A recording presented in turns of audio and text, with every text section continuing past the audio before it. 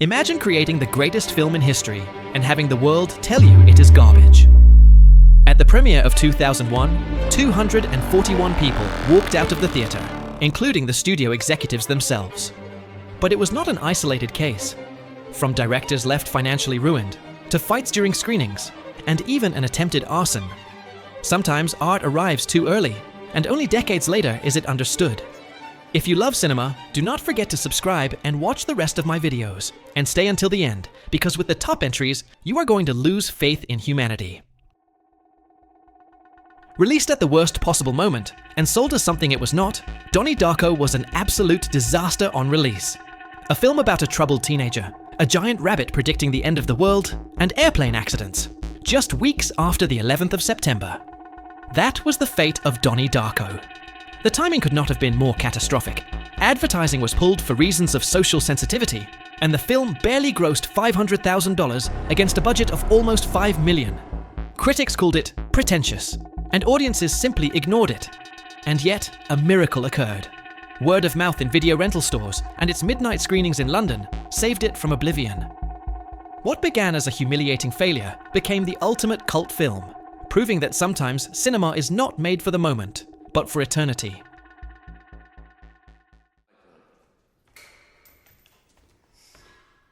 The first rule of Fight Club is, you do not talk about Fight Club. The first rule of Fight Club was obeyed for years. Nobody talked about it. Nobody went to see it. The film suffered one of the worst marketing campaigns in the industry. Fox had no idea how to sell something so visceral and dark, and promoted it as a simple fighting movie. The result was disastrous. Audiences looking for action walked out confused, and those seeking auteur cinema never walked in. At its release, it was booed at festivals, and critics labeled it dangerous and fascist. With a budget of $63 million, it grossed barely $37 in the United States. Time, VHS, and DVD did the rest. And today, you already know what it has become. It is hard to believe, but the most watched film in the history of cinema was, at the time, a financial black hole that almost sank Metro-Goldwyn-Mayer. Its production was chaotic and enormously expensive for the era, with constant director changes, technical problems, and a process that exhausted its cast. MGM invested a fortune and took more than a decade to recover the money. In 1939, it was not an event, but just another film in a legendary year. It had to wait for later re-releases and its constant television broadcasts for the world to realize it was facing a masterpiece.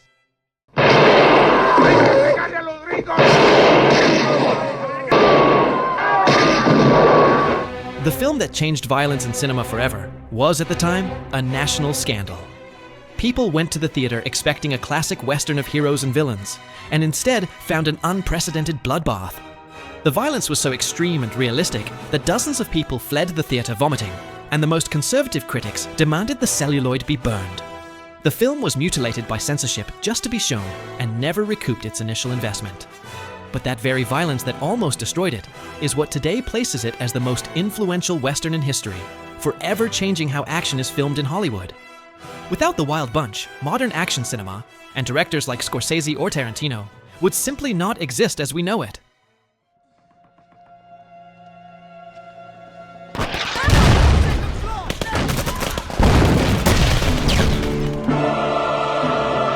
One of the greatest injustices of modern history. Universal Pictures executed this film before it was even born. Despite featuring some of the most astonishing long takes ever filmed, 6-minute action sequences without a single cut that are studied today, the studio had no idea what to do with it. They released it in a limited run, almost in secret, as if they were ashamed of one of the greatest science fiction works of the century. The result was absolute emptiness. It grossed barely $70 million, not even covering its budget. Alfonso Cuarón delivered a technical masterpiece and a socially prophetic work, but the audience of 2006 simply was not there. The film died in theaters, only to be resurrected years later on home video, where the world finally understood that it was witnessing a cinematic miracle Hollywood almost managed to bury. Nobody knew what to do with The Big Lebowski. It was not a conventional comedy, it had no clear plot, and its protagonist seemed not to care about anything, not even the movie he was in. Upon release, confusion reigned. Lukewarm reviews, a cold audience, and box office numbers far below expectations. After the success of Fargo, The world expected another serious Coen Brothers crime thriller, and instead got a guy in flip-flops looking for a stolen rug. Nobody got the joke, but quietly, without awards or epic recognition, Lebowski began to grow on the margins. Lines repeated like mantras, characters turned into myths, and an entire lifestyle born from a rug and a bathrobe. You wanna play rough? Okay. Say hello to my little friend. It seems impossible, but when Scarface was released, it was treated as an aberration. Too violent, too vulgar, too excessive. Critics tore it apart mercilessly and accused it of glorifying crime, money, and moral decay. For many, it was irresponsible cinema, even dangerous. At the box office, it struggled and was marked as a failed provocation. Nobody saw coming that this failure would become the mandatory bedroom poster, the aesthetic Bible of hip-hop, and one of the most influential and legendary films of all time. It is the definitive Christmas tale, the film that makes us cry every December. But in 1946, it was such a resounding failure that it ruined its director. Audiences, just emerging from the Second World War, found it too sentimental and too dark.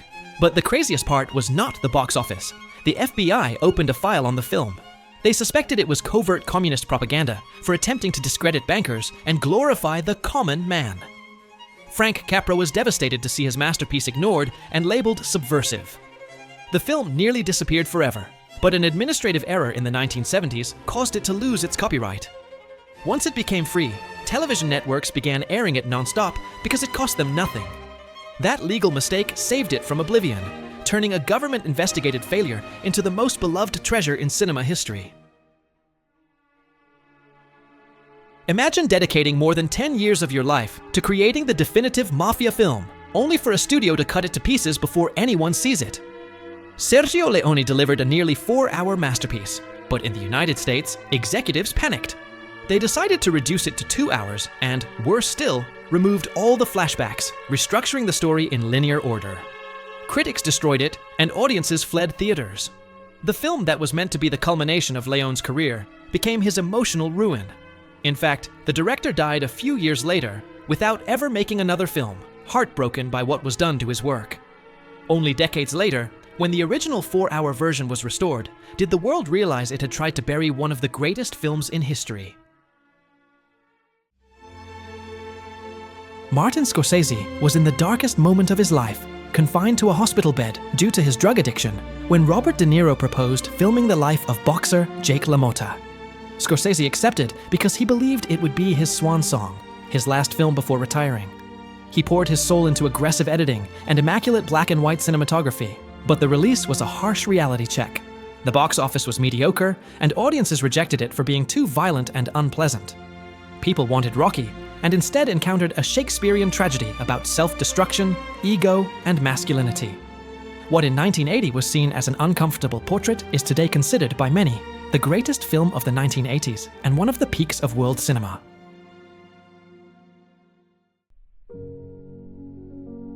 If you are looking for the ultimate example of a society unable to bear seeing itself in the mirror, this is it. In 1939, Jean Renoir released a satire of the French aristocracy, just as the shadow of the Second World War loomed over Europe. The reaction was violent. At the Paris premiere, audiences did not just boo. People tried to burn the theater down. One man even lit a newspaper with a lighter, attempting to set the cinema on fire, while shouting that the film was an insult to the nation. During bombings, the original negatives were destroyed, and for years the film was believed lost forever. Only decades later were fragments found in forgotten canisters, and the film reconstructed. It went from being a banned, national insult to consistently sharing the podium of the greatest films in history alongside Citizen Kane. Some failures cost money, others destroy a life. In 1955, actor Charles Laughton made his directorial debut with a biblical nightmare about absolute evil disguised as a children's tale. Critics called it pretentious, confusing, and a failed experiment. Audiences ignored it completely, leaving theaters empty.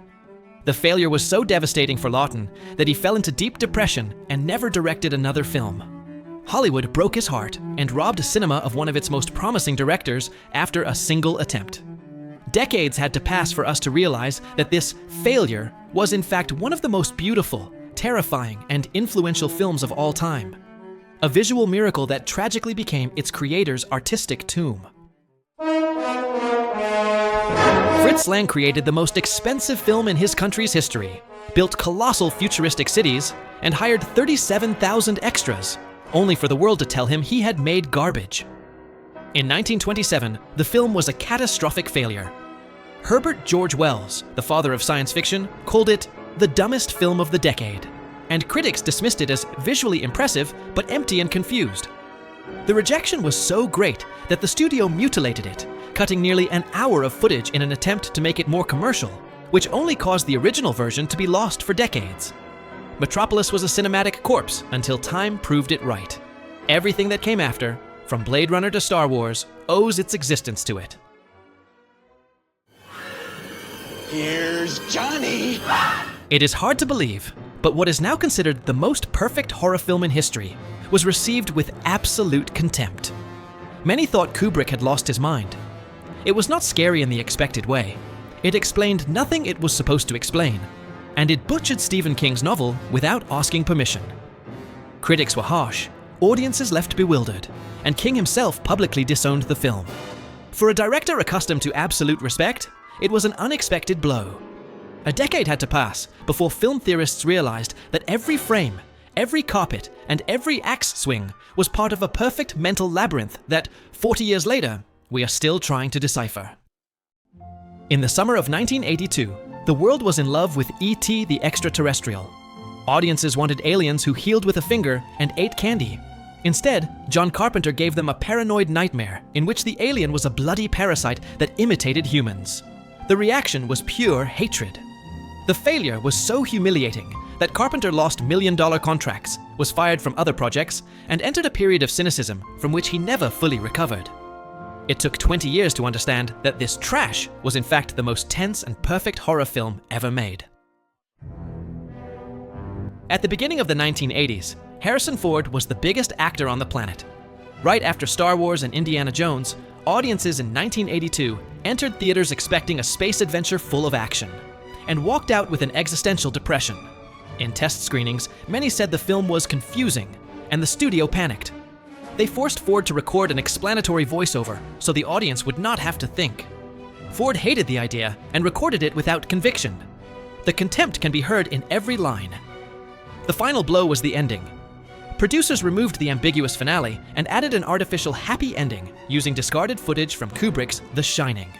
Yes, the ending of Blade Runner is made from leftovers of another movie. Even that did not save it. Critics called it soulless visual pornography, and it failed at the box office. Decades later, the verdict is unanimous. It is one of the great masterpieces in cinema history. It sounds like a cruel joke, but the film that directors like Martin Scorsese now cite as the greatest of all time was the beginning of the end for Alfred Hitchcock. The failure was so humiliating that Hitchcock personally blamed James Stewart for looking too old for the role and never worked with his favorite actor again. He was so wounded that he bought the rights to the film to prevent anyone from seeing it, withdrawing it from circulation for decades. Only after the director's death was the film released and restored. That was when the world discovered that this boring failure was actually a deep and disturbing psychological study of obsession. The world took 50 years to catch up to Hitchcock's mind. If you think the premiere of the greatest film of all time was met with applause, you could not be more wrong. At the New York premiere, 241 people walked out before the film ended. Among them was Rock Hudson himself, who left shouting, "Can someone tell me what the hell this is about?" Critics were ruthless. They called it a monumentally boring disaster, lacking imagination, and a mistake of cosmic proportions. Nobody understood why the first 20 minutes had no dialogue, or why the ending felt like an incomprehensible acid trip. The film was destined for commercial oblivion until something unexpected happened. Hippie culture saved it. Young people began flocking to theaters, high, to experience the final 20 minutes as a religious event. Spielberg and George Lucas started citing it as a direct influence, and over the decades, its genius became clear. To this day, it has not aged a bit. It is considered the greatest work ever filmed, and remains unsurpassed. The favorite film of humanity, the #1 on IMDb, was an absolute failure nobody wanted to see. Despite glowing reviews and 7 Academy Award nominations, The Shawshank Redemption grossed barely $16 million, a ridiculous figure that did not even cover its budget. Audiences simply did not go. The reason? A title nobody understood and a generic poster that said nothing. The film was destined to die on a forgotten archive shelf, but a technological miracle occurred. VHS Warner Brothers, in a last desperate attempt to recover some money, sent 320,000 copies to video rental stores across the United States, an enormous number for a film that had failed. Word of mouth did the rest. People began renting it, crying with it, and recommending it to their neighbors. It went from an invisible failure to the most rented film of 1995, proving that audiences, not studio marketing, decide which stories are immortal.